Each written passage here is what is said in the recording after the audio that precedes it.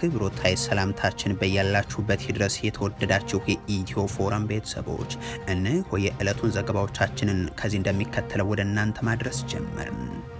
አበይት ነጥቦቹን በቅድሚያ በአማራ ክልል በደብረ ታቦር 13 ሰዓታትን የፈጀ ውጊያ ሲያከናውኑ ስለመዋላቸው የፋኖ ኃይሎች ገለጹ። የብልጽግናው መንግስት በከተማዋና በዙሪያ በርካታ የድሮን ድብደባዎችን መፈጸሙም ተሰምቷል። በባህር ዳር ቅርብ ርቀት ባሉ አካባቢዎችም የተኩስ ልውውጥ መደረጉ ሲሰማ የሰራዊት ስምሪቱ መቀጠሉም ታውቋል። በቀዳሚነት የምንመለከተው ጉዳይ ይሆናል። ይህ በእንዲህ እንዳለ ብልጽግና የደብረ ታቦሩን ውጊያ መነሻ አድርጎ በስድብ የተሞላ መግለጫውን አሰራጅቷል። የክልሉን ወጣቶች መሀይምና ኋላ ቀር የሚል ስያሜን የሰጡት የክልሉ የብልጽግና ሰዎች ቀጠቀጥናቸው፣ አቀለጥናቸው የሚል መግለጫ ነው ይዘው የወጡት። የመከላከያ ሰራዊቱ ደግሞ በአማራና ኦሮሚያ ክልል ከሰሞኑ የተደረጉ ዘመቻዎችን በድጋሜ የመለቃቀም ብሏቸዋል። ወደ እናንተ ይደርሳል። የብልጽግናውን የጦር ካምፕ በተመለከተ ከአሜሪካ ሴኔት ማስጠንቀቂያ ተላልፏል። ጠቅላይ ሚኒስትር አብይ አህመድ ደግሞ ከሳውዲ አረቢያ ባለስልጣናት ጋር ተገናኘው ብለዋል። ይህ የሆነው ከአፍሪካ ህብረት ስብሰባ በፊት ኢትዮጵያ ለተባበሩት አረብ ኤሚሬቶች የሱዳን ሚሊሻ ካምፕ ገነባች የሚለው ጉዳይ ዓለም አቀፋዊ መነጋገሪያ በሆነ ማግስት ነው። ተጨማሪውን ይዘናል። አገዛዙ የእስርና ስወራ ተግባሩን ቀጥሎ በቀጣይነትም የእስር ዝርዝር አዘጋጅቶ መንቀሳቀስ መጀመሩ ታወቅም። ከሰሞነኛው እስር ጋር በተያያዘም አስሯቸው የነበሩት ፖለቲከኛም በተፈጠረበት ጫና ምክንያት መልሶ መፍታቱም ተሰምቷል። ሌላኛው መረጃችን ነው።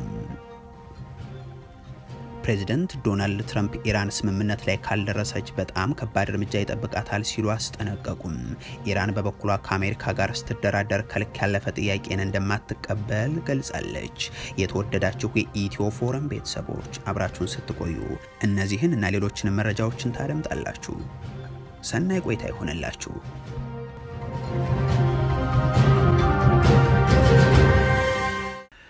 በአማራ ክልል ደብረ ታቦር 13 ሰዓታትን የፈጀ ውጊያ ሲያከናውኑ መዋላቸውን የፋኖ ኃይሎች ገለጹ።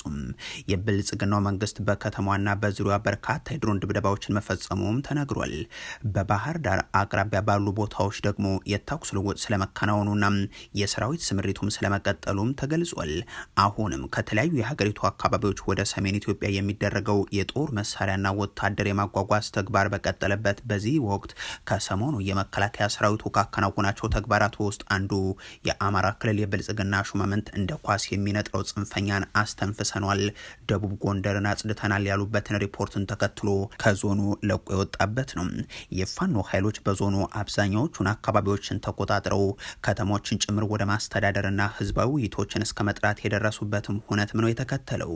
በተለይም ባለፉት 2 ቀናት በዞኑ መቀመጫ ደብረ ታቦር ዙሪያ ከነበረው ውጥረትና አልፎ አልፎም የተኩስ ልውውጥ በኋላ ዛሬ ደግሞ ሙሉ ቀን በከተማ ውስጥ ሁሉም አካባቢዎች ላይ ውጊያ ሲደረግ መዋሉ ታውቋል። አንድ የከተማ ኗሪ ስለውለው ሲናገሩ በርካታ ውጊያዎችን አይተናል፣ የዛሬው ግን የተለየ ነበር። ፍንዳታዎችን ደጋግመን ሰምተናል። ያለማቋረጥ ማለትም ሙሉ ቀን በየቦታው ተኩስ ነበር። ማን ምን እንደሆነ እንኳን ለማወቅ በማይቻልበት ሁኔታ ሁሉም ቤቱን ዘግቶ ነው የዋለው። አመሻሽ በኋላ ነው ነገሩ እየተሻሻለ የመጣው ሲሉ ነው የነገሩን። በከተማዋ ከትናንት ሌሊት ጀምሮ የተቀሰቀሰውን ውጊያ ተከትሎ ወጥቶ የነበረው የመከላከያ ሰራዊቱም ከባህር ዳር አቅጣጫ እንዲመለስ መደረጉ ተገልጿል። በከተማ የነበረው ውጊያን ተከትሎ የተቃጠሉ የመንግስት አንዳንድ ጽህፈት ቤቶች መኖራቸው ሲሰማ አንድ እስር ቤትም ተሰብሮም ታስረው የነበሩ ወጣቶች እንዲወጡ ስለመደረጋቸው የአካባቢው ምንጮች አስረድተዋል። ከባህር ዳር አቅጣጫ ወደ ከተማ በመጓጓዝ ላይ የነበሩናም በበርካታ ተሽከርካሪዎች የተጫኑ የመከላከያ ሰራዊት አባላት ላይ አለም በር ተብሎ በሚጠራው አካባቢ የፋኖ ኃይሎች የደፈጣ ጥቃትን ከፍተው ከፍ ያለ ጉዳት መድረሱም ታውቋል። የቀጠናው ዕለታዊ ውጊያ መገለጫ የሚሆነው በተከታታይ የድሮን ድብደባው ሲሆን የፋኖ ኃይሎች ባወጡት ሪፖርት በደብረ ታቦር ከተማና በዙሪያዋ ባሉ ከ10 በላይ በሚሆኑ ቦታዎች ላይ የድሮን ጥቃት መፈጸሙን ይገልጻሉ። እነዚህ ጥቃቶች ደግሞ የህዝብ መገልገያና መሰረተ ልማቶችን ያወደሙ ናቸው ሲሉም ያክላሉ። ወይብላ ማርያም አየር ማረፊያው አካባቢ፣ ቄራ ኡራኤል ቤተክርስቲያን አካባቢም ወርቅ የመንደርን ጨምሮ በሌሎችም ስፍራዎች የብልጽግናው አገዛዝ ለአመታት በክልሉ በገጠራማ አካባቢዎች ሲያደርገው የነበረውን የአየር ጥቃት ወደ ከተማ አስገብቶ ስለማድረሱም ተሰምቷል። የፋኖ ኃይሎች በከተማዋና በዙሪያ ሲያደርጉት የዋሉትን ውጊያ 13 ሰዓታትን የፈጀ ስለመሆኑ ነው የሚገልጹት። በጥቅሉ በደቡብ ጎንደር መቀመጫ የነበረውን ውጊያ ተከትሎ የደረሰውን ሰብአዊና ቁሳዊ ጉዳትን በውል ለማወቅ ግን እንቅስቃሴዎች ዝግ ሆኖ መዋላቸውን ተከትሎ አዳጋች አድርጎታል። አመሻሹን ጀምሮ ደግሞ ተኩሱ መቆሙንና አንጻራዊ መረጋጋት መኖሩን የሚገልጹት ነዋሪዎቹ ሁኔታው ሊለወጥ የሚችል በመሆኑ ስጋት እንዳለባቸው ያስረዳሉ። አሁንም ከባህር ዳር በጎንደር ቀጠና ወደ ወሎ የሚወስደው መንገድን ጨምሮ አውራ መንገዶቹም እንደተዘጉ ናቸው። ይህ የጸጥታ ቀውስ የክልሉ ርዕሰ መዲና ባህር ዳርም ስጋት የፈጠረ ሆኗል የሚሉት የአካባቢው ምንጮች የፋኖ ኃይሎች ከባህር ዳር ዙሪያ ወዳሉ እንደ ሐሙሲት፣ አንዳሳ፣ ደህና ማርያምና ሌሎች መንደሮች መግባታቸውን ተከትሎ የተፈጠረ መሆኑን አንስቷል። በክልሉ የሚደረገው ውጊያም በዛው በክልሉ ኃይሎች ማለትም በፋኖና በሌሎች እንደ ሚሊሻና አድማ ብተና ባሉ ኃይሎች መካከል እርስ በርስ እንዲሆን ማድረግ ከዛም በአገዛዙ በኩል የአየር ሽፋንን መስጠት በሚል ያደረገው ሙከራ በደቡብ ጎንደር ዞን የተለያዩ አካባቢዎች ያስከተለው ውጤት ከሰሞኑ መነጋገሪያ ሆኖ ሰንብቷል። ይህ በእንዲህ እንዳለም ብልጽግና የደብረ ታቦሩን ውጊያ መነሻ አድርጎ በስድብ የተሞላ መግለጫውን አሰራጭቷል። የክልሉ ወጣቶችን መሀይምና ኋላ ቀር የሚል ስያሜ የሰጡት የክልሉ ብልጽግና ሰዎች ቀጠቀጥናቸው፣ አቀለጥናቸው የሚል መግለጫ ነው ይዘው የወጡት። የመከላከያ ሰራዊቱ ደግሞ በአማራና ኦሮሚያ ክልል ከሰሞኑ የተደረጉትን ውጊያዎችን በድጋሜ የመለቃቀም ብሏቸዋል። የአማራ ክልል የብልጽግና ተላላኪ ባለስልጣናት መግለጫዎች አሳዛኝ ይዘት ያላቸው ሆኗል።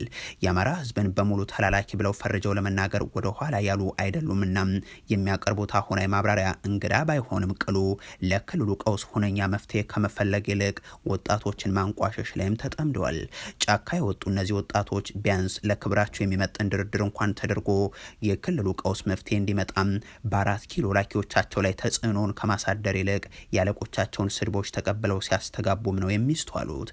ዛሬ የክልሉ ብልጽግና የጸጥታ ቢሮ ያወጣው መግለጫ ይህንኑ የሚያሳይ ነው።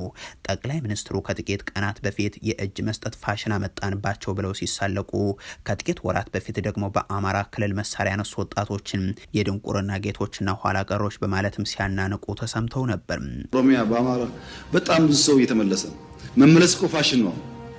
ድሮ መውጣት ፋሽን እንደነበረው መመለስ ፋሽን ነው።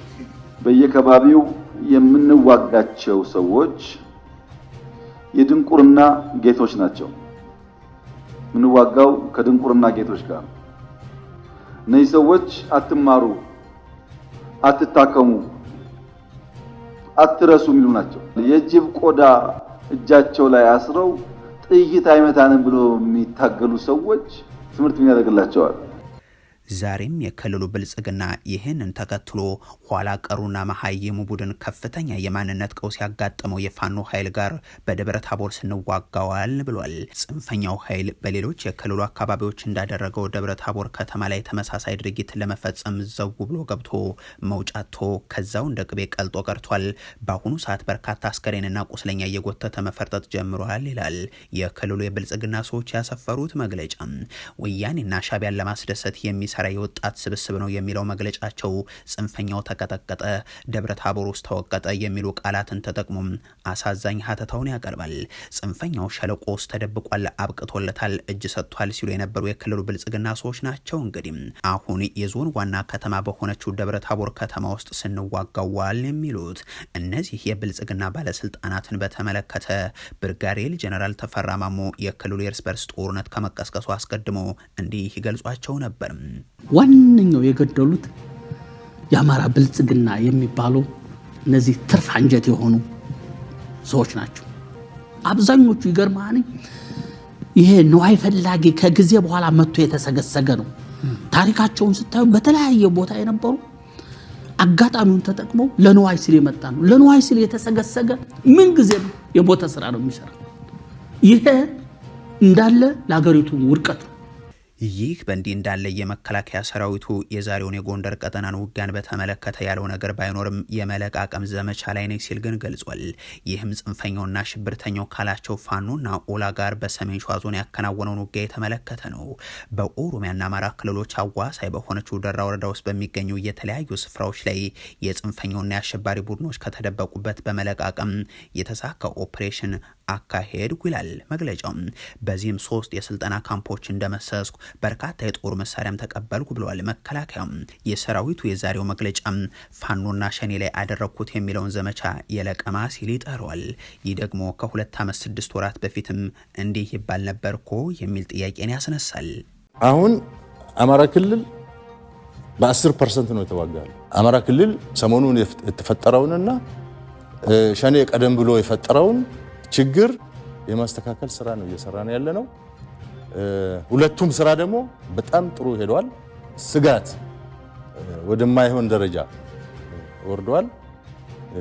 የመለቃቀም ስራ እየተሰራ ነው። ተጠናቀው እየተለቀሙ ነው የሚለው ይህ ንግግር ከተደረገ ከ2 ዓመታት በላይ የተሻገረ ቢሆንም ከሰሞኑ በአማራም ይሁን በኦሮሚያ ክልል የሰሜን ሸዋ ዞን የተለያዩ አካባቢዎች ላይ ሲደረግ የሰነበተው ዘመቻ ግን የኔትወርክ አገልግሎትን ጭምር በማጥፋት ነበር።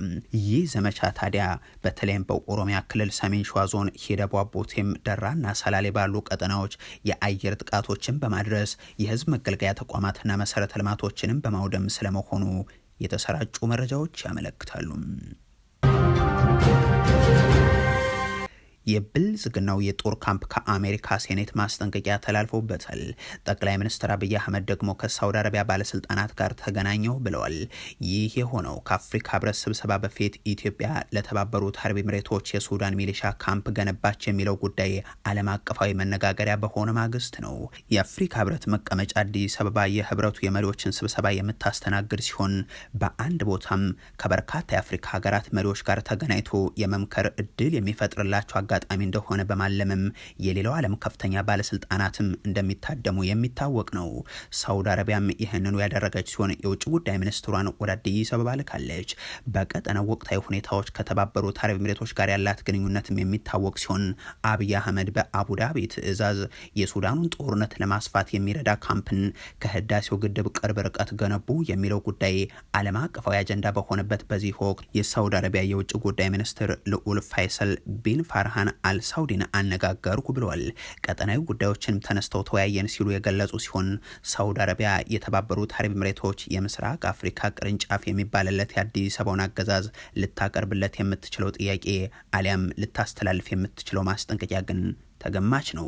ይህ በእንዲህ እንዳለ የቤንሻንጉሉ የአርኤስኤፍ ካምፕን በተመለከተም ከወደ አሜሪካ ማሳሰቢያ ተሰጥቷል። የአሜሪካ ሴኔት የውጭ ግንኙነት ኮሚቴ ሰብሳቢም ኢትዮጵያ ለሱዳን ፈጥኖ ደራሽ ኃይል የስልጠና ካምፕ ገንብታለች መባሉን አስጊ ሲሉ ገልጸውታል።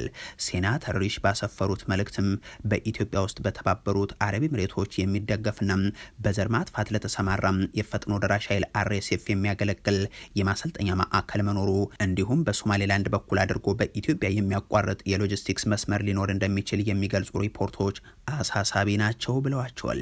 ሴናተሩ አክሎም እንዲህ አይነቱ ድርጊት ሁኔታውን ይበልጥ የሚያባብስ በመሆኑ የፈጥኖ ደራሽ ኃይልን የውጭ ሀገር የሽብር ድርጅት አድርጎ ለመሰየም ተጨማሪ ምክንያት ይሆናል፣ እንደዚሁም የውክልና ድጋፍ ለሚያደርጉ አካላትም መዘዝን ያመጣል ሲሉ አስጠንቅቋል።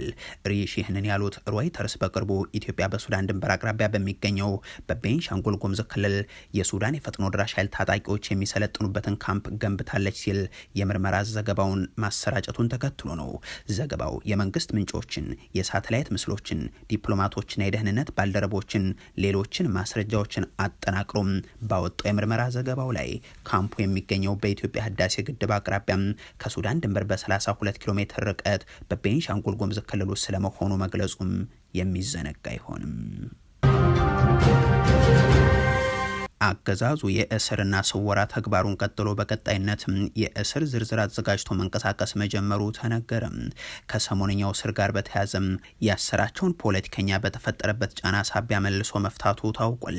የብልጽግናው አገዛዝ ሀገሩ ሁሉ የጦርነትና የጦረኞች አድርጎ አሁንም ተጨማሪ ጦርነት ለመክፈትም ሰራዊት እያንቀሳቀሰ በሚገኝበት በዚህ ወቅት በሰላማዊ መንገድ ይደረግብኛል የሚለውን ተቃውሞ አብዝቶ እንደሚፈራ በርካታ ማሳያዎች አሉ።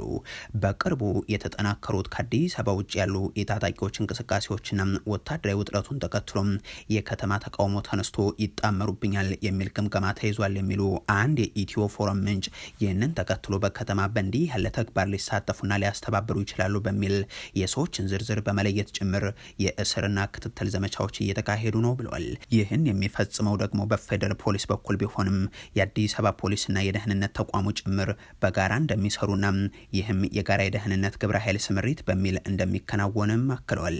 ከዚህ በፊት በፖለቲካ እንቅስቃሴዎች ላይ የነቃ ተሳትፎን የሚያደርጉ አሊያም ወደፊት ሊያደርጉ ይችላሉ በሚል በርካቶች ኢላማ መደረጋቸውን የሚጠቅሱት ምንጩ ዝርዝሮች ስለመዘጋጀታቸውና በአጠቃላይ የከተማ ወጣቶች ላይ ደግሞ የአፈሳ ተግባሩ ተጠናክሮ እስር ቤቶችና ካምፖችን ማጨናነቃቸውንም አብራርተዋል።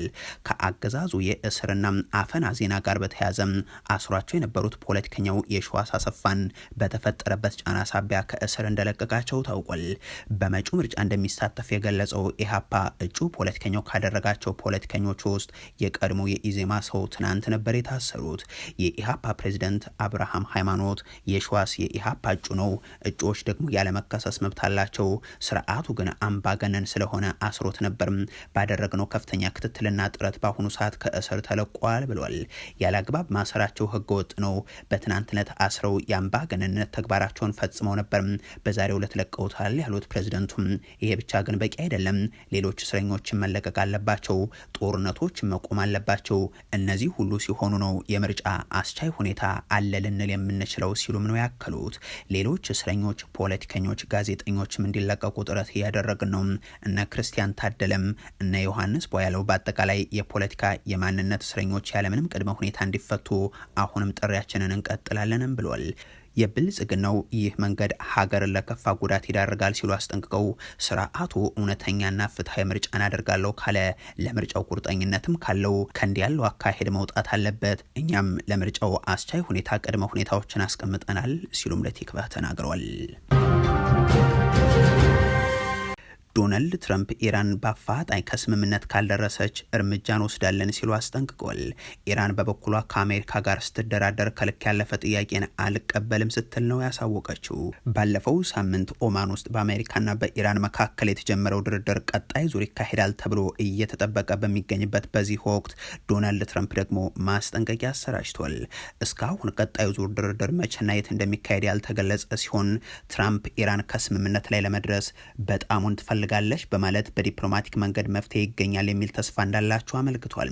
ፕሬዚደንቱ በቶሎ ከስምምነት ላይ ካልደረሰች ግን በጣም ከባድ እርምጃ ይጠብቃታል ሲሉም አንስቷል። የአሜሪካ ባለስልጣናት ለሮይተርስ እንደተናገሩት ጆርጅ ዋሽንግተን የተባለው የጦር አውሮፕላን ተሸካሚ በእስያ አህጉር እንደዚሁም ጆርጅ ደብሊው ቡሽ የተባለው ደግሞ በአሜሪካ ምስራቃዊ የባህር ዳርቻ ላይ ይገኛሉ። ነገር ግን ወደ መካከለኛው ምስራቅ ለመድረስ ቢያንስ 1 ሳምንት ያስፈልጋቸዋል። ይህ በእንዲህ እንዳለ ኢራን ከአሜሪካ ጋር ስትደራደር ከልክ ያለፈ ጥያቄ እንደማትቀበል አሳውቃለች። የኢራኑ ፕሬዝዳንት ማሱድ ፔዜሽኪያን ሀገራቸው ከአሜሪካ ጋር በሚደረገው ሁለተኛው ዙር ድርድር ከልክ ያለፈ ጥያቄ አትቀበልም ሲሉ ከአሜሪካ በኩል የሚቀርብን ቅድመ ሁኔታ ውድቅ አድርገዋል።